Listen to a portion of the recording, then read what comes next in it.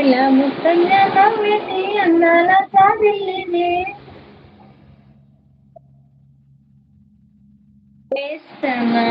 because